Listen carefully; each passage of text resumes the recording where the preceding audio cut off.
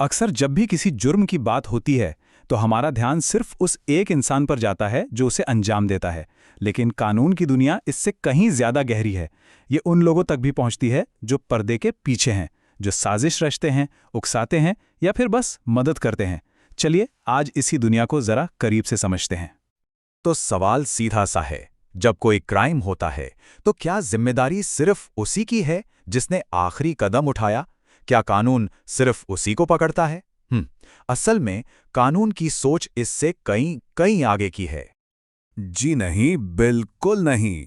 कानून की नज़र में कोई भी अपराध अकेले नहीं होता। उसकी जड़ें उन सभी लोगों तक फैली होती हैं जो उस जुर्म की योजना बनाते हैं, किसी को उकसाते हैं या फिर किसी भी तरह से मदद करते हैं।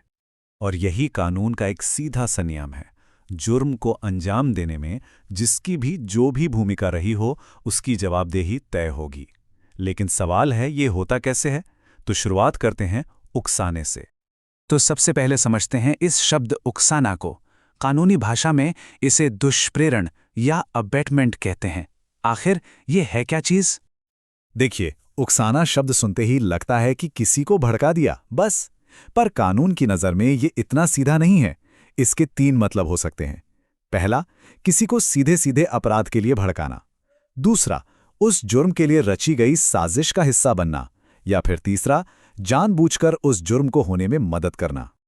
तो इसे ऐसे समझिए, ये 3 अलग अलग रास्ते हैं। पहला, किसी को सीधे बोलना, जाओ ये जुर्म करो। दूसरा, कुछ लोगों के साथ बैठकर पूरा प्लान तैयार करना। और तीसरा, उस प्लान को पूरा करने में मदद करना। जैसे मान लीजिए चोरी के वक्त दरवाजा खुला छोड़ देना। और यहां एक बहुत ही कमाल की बात सामने आती है। उकसाने का जुर्म होने के लिए असल में उस जुर्म का होना जरूरी ही नहीं है।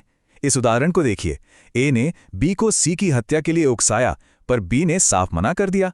नतीजा, हत्या तो हुई नहीं, लेकिन ए फिर भी उकसाने का दोषी है। जरा सोचिए इस बारे में। प्लान बना हत्या का, पर असल में हुआ कुछ भी नहीं, फिर भी ए दोषी है। क्यों? क्योंकि कानून के लिए किसी को उकसाना अपने आप में ही एक पूरा जुर्म है। क्राइम हुआ हो या ना हुआ हो, इससे कोई फर्क ही नहीं पड़ता। और एक बात और, ये कानून किसी बॉर्डर को नहीं मानता। चाहे कोई इंडिया में बैठकर विदेश में किसी जुर्म के लिए उकसाए या फिर विदेश से इंडिया में, दोनों ही मामलों में कानून अपना काम करेगा। अच्छा, अब एक और मजेदार सिचुएशन के बारे में सोचते हैं। तब क्या होता है जब प्लान एकदम बिगड़ जाए? मतलब उकसाया तो किसी एक काम के लिए, पर हो कुछ और ही गया। ये एक बहुत ही जरूरी सवाल है ना।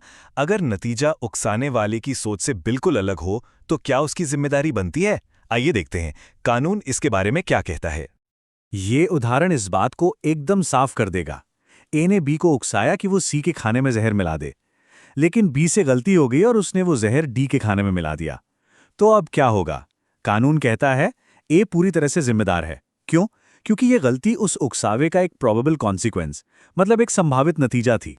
यही नहीं, अगर नतीजा उम्मीद से कहीं ज्यादा खतरनाक निकल जाए, तब भी उकसाने वाला बच नहीं सकता। मान लीजिए किसी ने सिर्फ डराने के लिए एक छोटी सी आग लगाने को कहा, लेकिन उस आग ने पूरे घर को जलाकर राख कर दिया।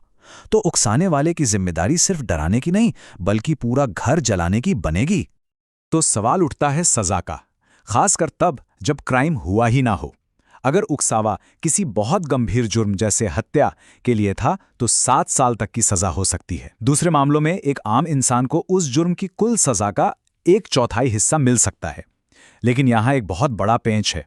अगर उकसाने वाला कोई पब्लिक सर्वेंट है, तो सजा सीधे आधी हो जाती है। बात साफ है, जितनी बड़ी जिम्मेदारी उतनी ही बड़ी सजा। अब तक हमने बात की कुछ करने की, उकसाने की, मदद करने की। पर एक जुर्म ऐसा भी है जो कुछ ना करने से होता है, और वो है किसी अपराध की योजना को जानबूझकर छिपाना। इसका मतलब बिल्कुल साफ है। अगर किसी को किसी होने वाले क्राइम की पक्की खबर है और वो जानबूझकर चुप रह जाता है, अधिकारियों को नहीं बताता, तो उसकी ये चुप्पी ही एक जुर्म बन जाती है। और सजा में फर्क देखिए। एक गंभीर अपराध की योजना छिपाने पर एक आम इंसान को 7 साल तक की सजा हो सकती है। लेकिन सोचिए, अगर यही काम कोई पब्लिक सर्वेंट करे, जिसकी ड्यूटी ही है क्राइम को रोकना, तो सजा सीधे 10 साल तक पहुंच जाती है। चलिए अब इस पूरी कहानी के 2 आखिरी पर सबसे अहम हिस्सों को समझते हैं। एक है आपराधिक साजिश और दूसरा है अपराध करने का प्रयास। तो ये आपराधिक साजिश या क्रिमिनल कॉन्स्पिरेसी क्या है? बहुत सिंपल। जब 2 या उससे ज्यादा लोग कोई गैर कानूनी काम करने के लिए बस अग्री कर लेते हैं। यहां सबसे जरूरी शब्द है अग्री, यानी सहमति। जी हाँ, सिर्फ 2 लोग। और सबसे बड़ी बात, काम हुआ या नहीं इससे कोई मतलब नहीं। सिर्फ उस इल्लीगल काम के लिए रजामंदी दे देना ही अपने आप में एक जुर्म है। मतलब सिर्फ एग्रीमेंट ही काफी है। और फिर आता है अटेम्प्ट, यानी प्रयास। मतलब किसी ने क्राइम करने की पूरी कोशिश की पर कामयाब नहीं हो पाया। मान लीजिए ताला नहीं टूटा, तो क्या वो बच जाएगा? बिल्कुल नहीं। उसे उस जुर्म के लिए तय सजा की आधी सजा मिल सकती है। मतलब साफ है, कोशिश करना भी एक जुर्म है। तो ये सारी बातें हमें एक बहुत बड़े सवाल के सामने लाके खड़ा कर देती हैं। क्या कानून की दुनिया में एक सोचा हुआ जुर्म, एक अधूरा जुर्म उतना ही संगीन हो सकता है जितना कि एक पूरा किया हुआ जुर्म? इन सब कानूनों को समझने के बाद जवाब हाँ में ही लगता है। और ये एक ऐसी बात है जो शायद जुर्म और इंसाफ को देखने का हमारा नजरिया ही बदल दे।